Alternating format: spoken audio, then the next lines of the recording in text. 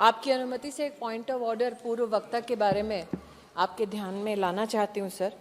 Rule 352 और 353 और इन दोनों रूल्स के संरक्षण में सर मेरे 3 निवेदन हैं आपसे। एक,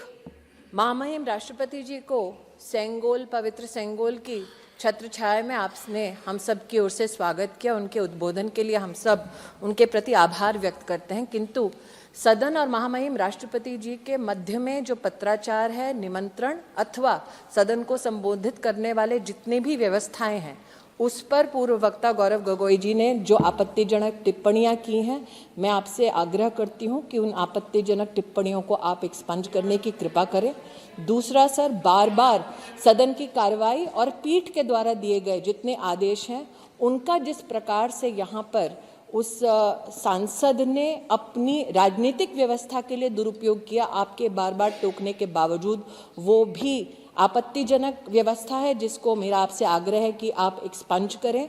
मेरा दूसरा आग्रह सर, इस लोकतंत्र की ये गरिमा है कि प्रधानमंत्री पद पर राष्ट्र के हमारे नागरिक चुनकर एक व्यक्ति को विद्यमान करते हैं।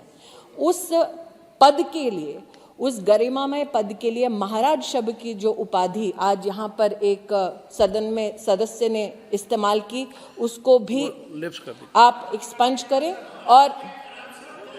मैं इतना कहना चाहूंगी, उनका द्वेष नरेंद्र मोदी के खिलाफ हो सकता है, लेकिन गरिमा विहीन टिप्पणी प्रधानमंत्री पद के लिए ना हो, इससे संसद भी आहत होता है और वो वोटर भी जो लोकतांत्रिक तरीके से चुनकर अपने प्रतिनिधि को सदन में भेजता है। और अंतिम सर, मेरा निवेदन आपसे 352 और 353 के संदर्भ में, ये बार बार इस वक्ता ने कहा कि हमें शर्म है इस बात की कि हम हिंदुस्तानी हैं, ये गौरव, हम इसकी अनुभूति हमें 2014 से पहले नहीं थी। मैं कहना चाहूंगी सर, मैं स्वयं इस सदन में साक्षी हूं, इस सदन में एक ही सांसद था जिसने भारत तेरे टुकड़े होने के इस वाक्य का समर्थन सदन से बाहर किया। एक भी सांसद भारतीय जनता पार्टी का ऐसा नहीं है जिसने अपने पूरे जीवन काल में कभी भी इस बात का गौरव ना किया हो कि हम इस देश में जन्मे हैं और हम हिंदुस्तानी हैं। तो इस प्रकार का आक्षेप जो लगाया गया है, मेरी आपसे विनम्र निवेदन है कि आप इसको एक्सपंज करें